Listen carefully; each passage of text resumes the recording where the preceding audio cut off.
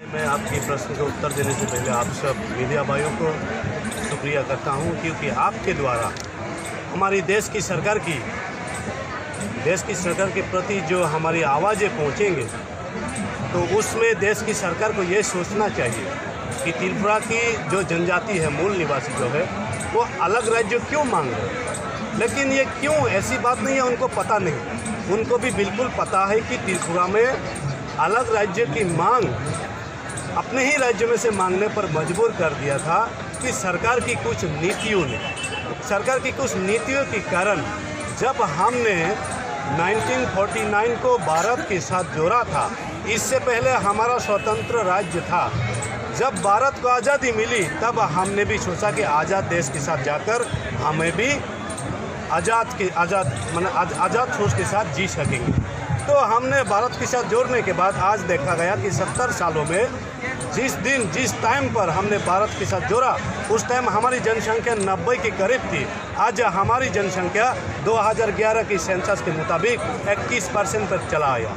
लेकिन ये आज के दिन में वो संख्या भी नहीं रहा। इसका कारण क्या है? तो इसका कारण मैं यही कहना चाहूँगा कि भारत के साथ जोड़ने के बाद त्रिपुरा में बांग्लादेश से गैरकानूनी तरीके से हज़ारों की संख्या में नहीं बल्कि लाखों के तादाद पर त्रिपुरा पर आया है। उसको बढ़ावा दिया है भारत सरकार, क्योंकि उसको भारत सरकार बढ़ावा नहीं देते तो आज के दिन में वो भारत की नागरिकता कैसे मिलते, उनको वोट देने के अधिकार कैसे मिलता है, वहाँ की विधानसभा में सांसद बनने का अधिकार कैसे मिलता है, वहाँ के राज्यों में राज्य चलाने का, प्रशासन चलाने का जो पावर है उनको मिल रखा है। तो इसके कारण अगर इस तरह ये सिलसिला चलते रहे तो आने वाले कुछ दिनों में वहाँ की जो मूल निवासी हम त्रिपुरा जाति है अपने अस्तित्व खो देंगे और आने वाले दिन में भविष्य में हमारा कोई अस्तित्व ही नहीं रह जाएगा।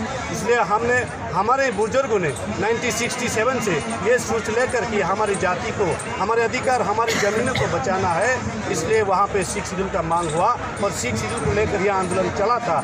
1984 23 अगस्त को इसी भारत की संविधान को 49वां यानी कि 49 अमेंडमेंट करके त्रिपुरा को 6 शेड्यूल देने के लिए प्रावधान में लाया गया और त्रिपुरा को 6 शेड्यूल दिया गया। लेकिन त्रिपुरा में 6 शेड्यूल देने के बाद हमारा यही सोच था कि हमारी ज़मीन, हमारा अधिकार रक्षा हो पाएंगे। आज की डेट में वो भी नहीं रहा, वो भी कैप्चर हो रहा है। किससे? जो बाहर से आए हुए लोगों से।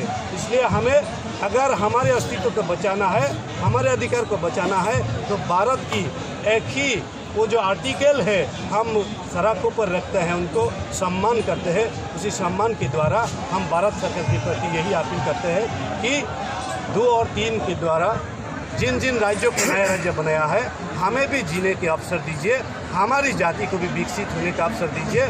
आप अलग राज्य गठित करके ये अवसर हमें प्रदान कीजिए। Thank you.